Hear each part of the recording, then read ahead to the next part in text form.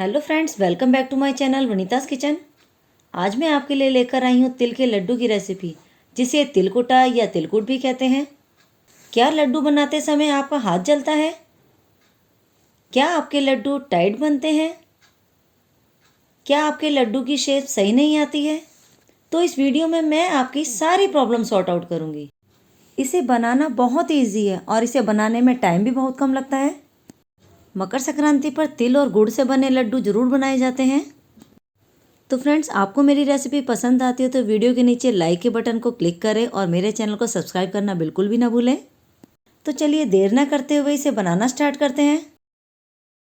सबसे पहले हम गैस ऑन करेंगे, उसके ऊपर एक पैन रखेंगे। यहाँ पर हमने 2 कप तिल लिए हैं, इन्हें डाल देंगे और इन्हें धीमी आंच पर लगातार चलाते हुए भूनेंगे। तिल बहुत जल्दी जल जाते हैं। ध्यान रहे कि तिल जले नहीं, जलने पर इनका स्वाद कड़वा हो जाता है। हमें इन्हें जब तक भूनना है जब तक ये चटकने ना लगे, यानी कि तिल जब आप भूनेंगे तो ये फूल जाते हैं। ये देखिए तिल भुन चुके हैं, इनका कलर हल्का सा चेंज हो गया है। अब हम इसे इस बर्तन में नहीं रखेंगे, नहीं तो ये जल जाएंगे। अब हम इन्हें प्लेट में निकाल लेंगे। अब हम इन्हें साइड में रखेंगे और गुड़ की चाशनी तैयार कर लेते हैं। गैस ऑन करेंगे, उसके ऊपर पैन रखेंगे। इसमें 2 चम्मच देसी घी डालेंगे।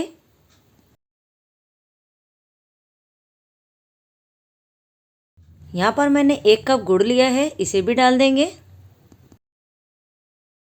अब इसमें 2 से 3 चम्मच पानी डालेंगे। इसे मीडियम फ्लेम पर लगातार चलाते हुए पकाएंगे। मैंने यहाँ पर जितने तिल लिए हैं उससे आधी क्वांटिटी में गुड़ लिया है।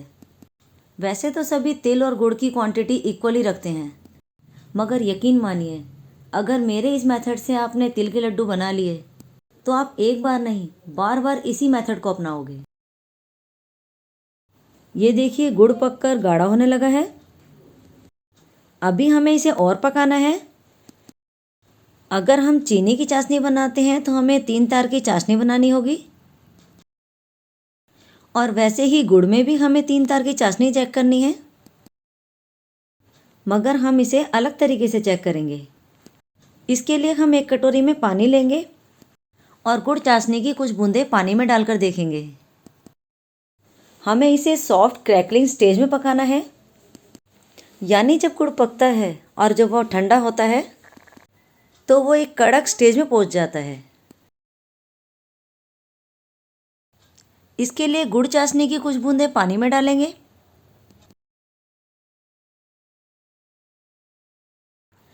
ये देखिए ये दबाने पर फैल रहा है, यानी कि हमें इसे थोड़ा और पकाना है। हमने इसे थोड़ी देर और पकाया है। इसे एक बार चेक कर लेते हैं। गुड़ चाशनी की कुछ बूंदें पानी में डालकर देखेंगे।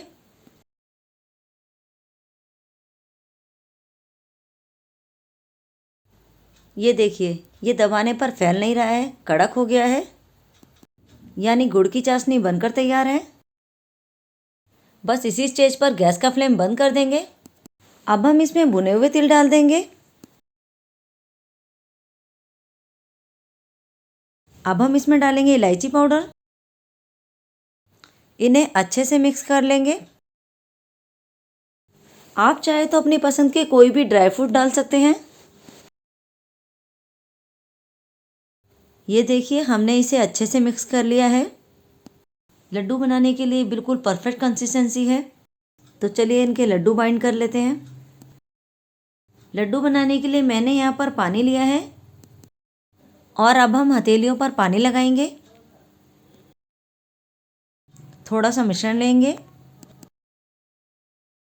आप जिस साइज़ के चाहे उस साइज़ के लड्डू बना सकते हैं। इस मिश्रण को ज़्यादा ठंडा नहीं करेंगे, क्योंकि ठंडा होने के बाद ये जम जाएगा और लड्डू नहीं बन पाएंगे।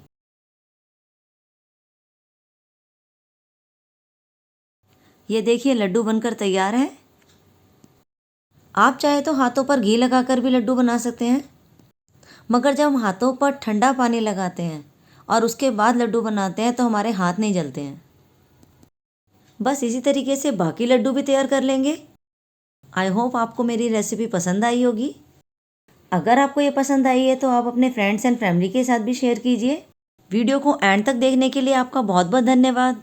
ऐसे ही नई नई और इंटरेस्टिंग रेसिपी देखने के लिए आप हमारे साथ जुड़े रहें।